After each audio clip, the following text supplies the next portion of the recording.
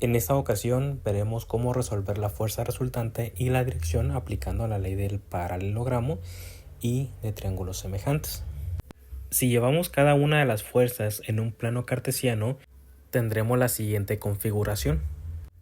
Para la fuerza 1 de 60 libras tendremos sus reacciones. Si nosotros aplicamos la ley del paralelogramo, tendremos la fuerza en X1 y tendremos la fuerza en Y de acuerdo al sentido de esta fuerza 1. Lo mismo sucede para la fuerza 2. Aplicando la ley del paralelogramo, obtenemos las fuerzas en X en 2 y la fuerza en Y2, también en el sentido de la fuerza 2. Además que nos indica que tiene un ángulo de 60 grados. Y finalmente ubicamos la fuerza 3, pero la fuerza 3 se encuentra sobre el mismo eje de las Y.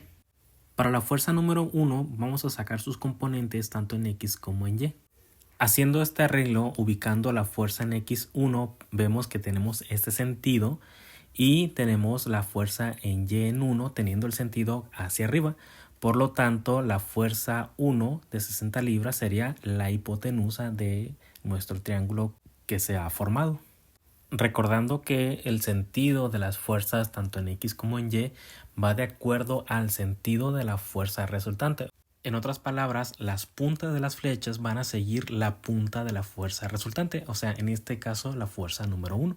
Vamos a encontrar la fuerza en X en 1. De acuerdo al sentido, esta fuerza X en 1 va a ser un valor negativo, ya que para el lado izquierdo tomaremos como un valor negativo y todos los que van hacia abajo también va a ser un valor negativo. Si agarramos las fuerzas en X, tanto para el triángulo mayor que está en color naranja como el triángulo pequeño que está en color gris, el lado que se encuentra en el eje de las X, en este caso para el triángulo más grande que es la fuerza X en 1, se va a dividir entre el lado de las X del triángulo más pequeño.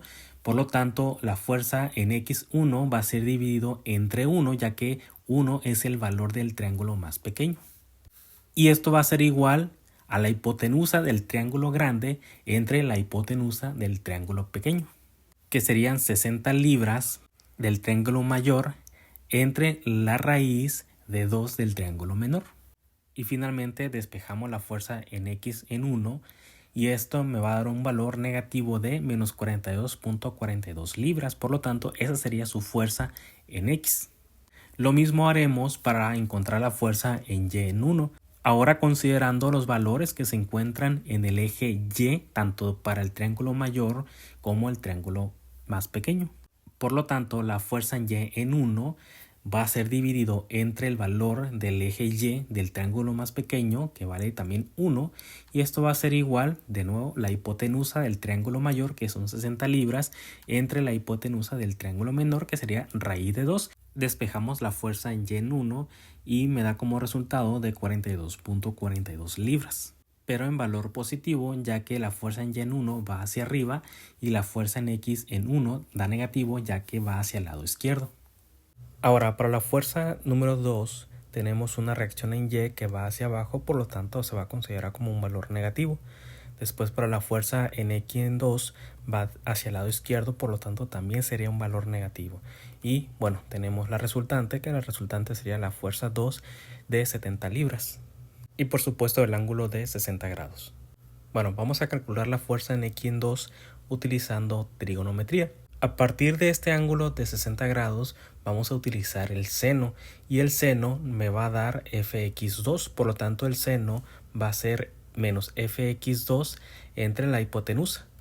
Despejamos fx2, por lo tanto sería 70 multiplicado por el seno de 60 y finalmente fx2 va a valer menos 60.62, ya que pues va hacia el lado izquierdo, por lo tanto es un valor negativo.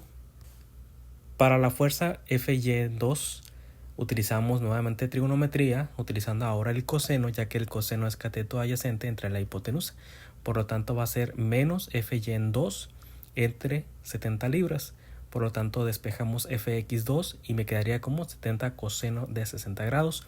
Y finalmente me va a dar menos 35 libras para la fuerza en Y en 2. Y finalmente para la fuerza en 3 vamos a calcular la fuerza en fx3. Pero como la fuerza 3 se encuentra sobre el mismo eje de las ordenadas, por lo tanto fx3 va a valer 0, ya que no tenemos un ángulo de inclinación en la cual me va a resultar una fuerza en x. Y para la fuerza en y3 sería pues el mismo valor, ya que está sobre el mismo eje de las ordenadas, por lo tanto sería menos 50 libras. Y finalmente tenemos el resumen de todas las fuerzas calculadas tanto en X como en Y, como observamos en esta siguiente tabla. En las componentes en X tenemos todos los valores calculados por la fuerza en X y todos los componentes en Y, todas las fuerzas en Y. Por lo tanto, vamos a sumar o restar dependiendo del signo para que al final nos dé una fuerza resultante tanto en X como en Y y finalmente sacar la fuerza resultante y su respectiva dirección. En la fuerza resultante en X me da un valor menos 103.04. Si restamos menos 42.42 menos 60.62 me va a resultar una suma en valor negativo. Para la componente, para la fuerza resultante en Y, si nosotros restamos 42.42 menos 35 menos 50 me va a dar como resultado menos 42.58. Y finalmente ya tenemos la fuerza resultante en X y la fuerza resultante en Y. Y bueno, sacamos una línea que sea paralela a la fuerza resultante en X y otra línea que sea paralela a la fuerza resultante en Y.